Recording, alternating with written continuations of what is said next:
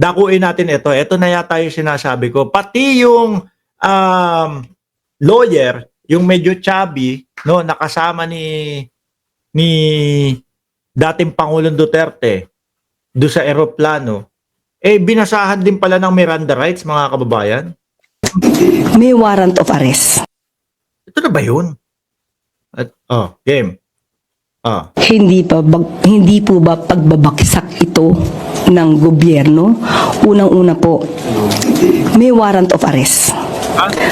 Pangalawa, may case na nakafile. Pangatlo, may mga di umanong biktima. Hindi ata ito yun. No, pero kasama sa topic natin to. Okay. Mga kababayan. Kasi sinasabi, noong mga DDS, illegal daw yung pagkakahuli kay dating Pangulong Duterte. Ito ho, yun yung mga sinasabi ko ng mga DDS na, uy, uso ngayon si Duterte. Pinopost nila ngayon si Duterte kasi nahuli na ng ICC. No? Dinala na sa Netherlands. Ay, binoto ko dati yan. Ipopost ko din na Duterte, support Duterte ako. I stand for PRRD, yung mga ganyan ho, mga kababayan. Tanungin mo, bakit ano ang pinaglalaban mo? Ano ang alam mo? No? Bakit nasabi mong illegal yung paghuli kay dating Pangulong Duterte? Kasi pinupolitika sila eh. Ganun lang ho ang isasagot sa inyo yan. Pero yung malaliman po, yung kagaya ng sinasabi ni Attorney Claire, bakit hindi aarestuhin yan? Bakit nasa ICC ngayon yan? Hindi ho nila kaya yun. No? Kaya kung makikita nyo ho, mga bossing, kung makikita nyo ho, dyan sa comment section pa lang, makikita mo na, alam mo na kung DDS eh. Hanggang bangag lang yan, hanggang pinulitika lang yan. Hanggang doon lang ho, mga bossing. No? Hindi po ba pagbabaksak ito ng gobyerno? Unang-una po, may warrant of arrest. Pangalawa, may case na nakafile. Pangatlo, may mga di umanong biktima na magsasalita patungkol sa kaso. Hindi po ito basta gawa-gawa na kwento. Tsaka 2017 pa lang ho, mga kababayan, nakasampa na yung kaso na yan. Galit na galit sila kay Pangulong Bongbong Marcos. Ang nagkaso niyan, si dating Senador Trillanes pa ho, mga bossing. 2017 pa. Sabi ni Akiro Bondok, former SC Medialde, binasahan din ng Miranda rights kaya tumahimik bigla.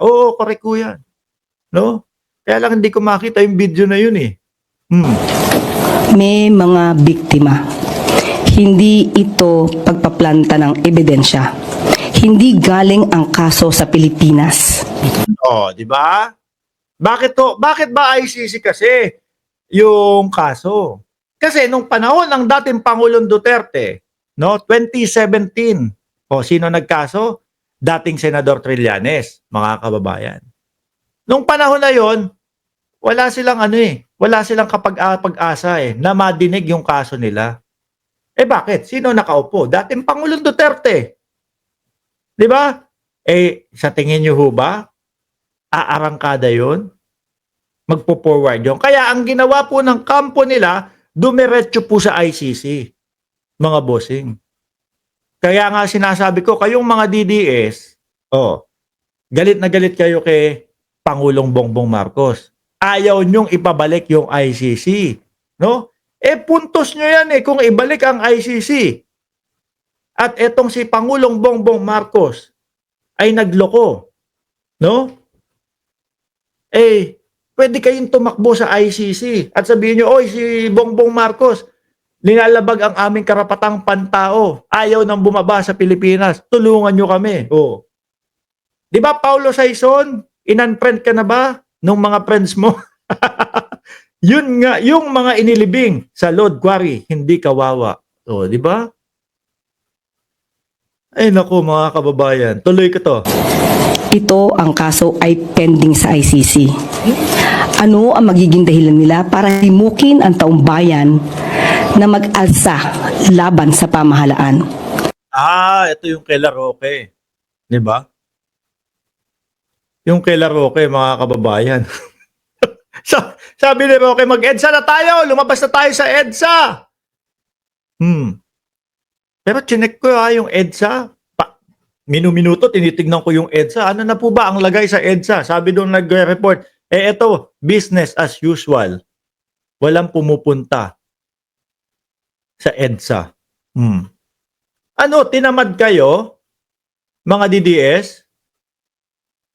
Kaya dapat siguro, Roque, kung nakikinig ka man, susunod na patawag mo, online rally na lang. Di ba? Online rally na lang. Kahit saan ako tumindig, pre. Di nila ako kakayanin. Yan si Piolo, si Papa P. Sila ang mamili, no? Digong o makoy. Tuloy. Samantalang ang pamahalaan ay gumagawa, tumutupad ng batas. Ang pagtawag ba ng people power ay paglabag sa batas? Dapat ang mga tao ngayon, ang mga kababayan natin, mag-isip, alamin, ano ba ang nangyayari? Ang kasong ito sa ICC ay hindi gawa-gawa ng pamahalaan. Tsaka bago pa lang maupo si Pangulong Bongbong Marcos, nakakaso na yan. Di ba? Nakakaso na yan, nandyan na yan. Ba't galit na galit kayo kay PBBM? At ito pa, paano ba namang hindi matatawag ni Larry Gadon na bobo yung mga yan? Biruin mo, sabi, tinraidor mo kami, Bongbong Marcos. Natira pa. Nung nagsimula kayo na magsabi na bangag si presidente, na adik ang presidente, nang walang katotohanan at wala kayong maipakitang ebidensya, ipinahudyat nyo na o pinamukha nyo na nakalaban kayo ni Pangulong Bongbong Marcos. Tapos ngayon, ipamumukha ninyo na ipamumukha nila mga kababayan, tinraidor daw po sila. Kailan pa na traidor ang kalaban? Kakampi, kung kakampi kayo, yun ang traidor. Pero yung kalaban na kayo, dati pa, ang tigas naman ng mokmok ninyo, ang tigas ng mga pestlak ninyo. Di ba? Puro kawalang yaan yung sinasabi nyo sa Pangulo, tapos gusto nyo kampihan kayo. Nakakahiya naman. Di ba? Panay ang banat, umabot sa punto na ipapapatay ang Pangulo, ang asawa ng Pangulo. At hindi po simpleng kagaya ng Mark Ramos lang ang nagbabanta. Vice Presidente, pangalawa sa pinakamataas na posisyon sa Pilipinas. Tapos sasabihin nyo, tinraidor nyo kami. Di wow. Ano yun, Mesaltec? Parang may mga topak lang ho sa utak yung mga nagsasabi ng mga ganun eh. Gawa ito sa panahon ni dating Pangulong Duterte. Gawa ito ng war on drugs ni dating Pangulong Duterte. At Ito, sabi ni Pin Plus. Boss Mark, not in good terms kami sa kamag-anak ko now. Pero sabi nila, nag-antay lang sila ng hudyat ng mga Duterte daw. kung may signal. Nag-signal na nga si Harry Roque. People power daw. Ano nangyari? Hanggang ngayon po. Yung EDSA nandun pa din. Yung taong pupunta, wala pa din. Hindi, wag ko na sabihin yung i-unfriend. Hayaan mo sila. Umiyak. Ang ilagay mo doon sa Facebook mo, kumain na po ako.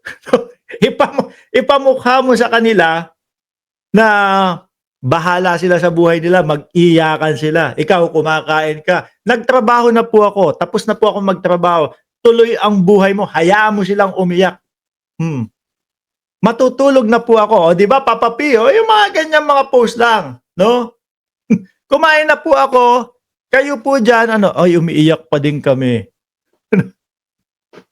Nag-iiyakan pa din kami. Kinagabihan. Tapos na po ako sa trabaho ko. Kayo po dyan, nag-iiyakan pa din kami. Hayaan nyo sila. No? Ikaw, tinuloy mo yung buhay mo, kumita ka sa araw. Kumita ka sa araw na yun, nakakain ka, nakapagkape ka. Sila, umiiyak pa din kami. Hayaan nyo sila. No? May mga topak sa utak yung mga ganyan, mga kababayan. Yung tipo bang politika idadamay yung pamilya ninyo? Oh, may mga sakit po sa pag-uutak yung mga ganyan, mga bossing. No? Tuloy natin. Nado siya rito. Bakit isisisi ang pag-i-issue ng warrant of arrest, ang pagpapadala sa kanya sa ICC, kung siya mismo sinabi ni dating Pangulong Duterte, "Sue me. I will take all the legal responsibilities on this." Oh. Bakit tayo ngayon umiiyak? Oo nga! Kayo, ayaw nyo suportahan ng dating Pangulong Duterte eh. No? Biruin mo, paulit-ulit, sinabi, bukas na, ang tagal ng ICC. Kayo mismo, mga DDS, paulit-ulit kayo, nasa ng ICC mo, Mark? Sabi mo, huhulihin na, sabi mo nga, arestuhin na ng ICC. Eto, binigay, nangyari. Oh, yung matagal nyo nang hinahanap. Bakit kayo nagagalit? Diba? Pagka nagla-live ako, oh Mark, ano na, pinagtatawanan nyo ako, nasa na yung ICC mo? Diba? Oh, nung dumating yung Interpol, oh, tapos nakipag-ugnayan sa PNP.